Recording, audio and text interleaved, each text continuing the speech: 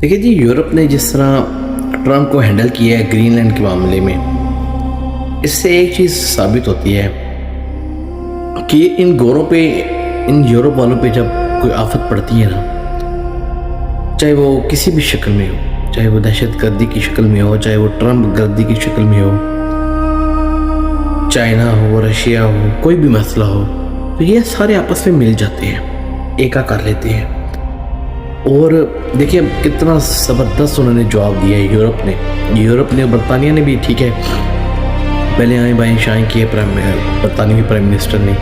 लेकिन जो कल उसने पार्लियामेंट में जो उसने क्वेश्चन आंसर में बात की थी, उनके बारे में बात की थी कि मैं झुकूंगा नहीं, बिल्कुल ट्रंप मुझे झुकाना चाहता है ग्रीनलैंड के मामले के ऊपर,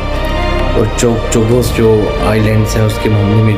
ट्रंप ने बात की थी कि मैं खुश नहीं हूँ, उसने बड़ी गलत हरकत की है यूके ने। तो इन्होंने इतना स्ट्रॉन्ग, यूरोप ने और बरतानिया ने रिस्पांस दिया ग्रीनलैंड के मामले में ट्रंप को, अमेरिका को, कि उसको जो है ना पीछे हटना पड़ा ट्रंप को। हालांकि वो कहता है मैं हर हाल में जो है ना ग्रीनलैंड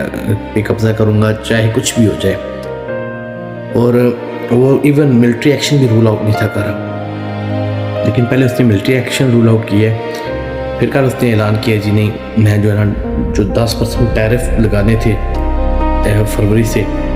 वो मैं टैरिफ नहीं लगा रहा। क्यों? क्योंकि ट्रंप को पता चल गया था यूरोप भी मेरे ऊपर टैरिफ लगाएगा, प्लस यूरोप बरतानिया को भी मजबूर भी कर सकता है, रिक्वेस्ट भी कर सकता है कि आप भी टैरिफ का बदला टैरिफ से दो। तो ट्रंप नहीं था चाह रहा कि ये जो है ना तजारती मुकाबला तजारती जंग में कूदा जाए, तो इससे अमेरिका का भी नुकसान होता है, यूरोप का भी नुकसान होता है। इसलिए ट्रंप अब पीछे हट गया, अब कह रहे हैं हम डील करेंगे, मुझे भेजो, ये करो वो करो। अब कह रहे हैं चवल से महारा के एक डील हो भी गई है, हालांकि कोई ऐसी कोई ठोस बात नहीं है, क्योंकि ग्रीनलैंडर्स कह रहे हैं हम कुछ भी नहीं करेंगे। और दूसरी जो मेन बात है, अब हम आते हैं गज़ा की तरफ। ये यूरोप का भी मुनाफिकाना रवैया है, यूरोप का भी, कनाडा का भी। अब कनाडा के जो प्राइम मिनिस्टर ने कल इतनी बड़ी तकरीर की है, उसने कहा जी देखा जाए तो 21वीं सदी की सबसे अच्छी तकरीरों में लोग उसको कह रहे थे, जज़ीरा निगार हैं जो चैनल्स हैं वो कह रहे हैं जो 21वीं सदी की सबसे अच्छी तकरीर है ना, वो कनाडा के प्राइम मिनिस्टर ने कल की है। उसने न्यू वर्ल्ड ऑर्डर के बारे में बात की, अमेरिकन जो है एम्पायर के बारे में बात की, अमेरिका का सब ख़त्म हो गया उसके बारे में बात की।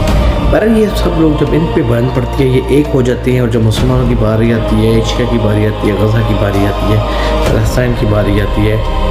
कश्मीर की बारी आती है, बांग्लादेश की बारी आती है, ये चुप रहते हैं।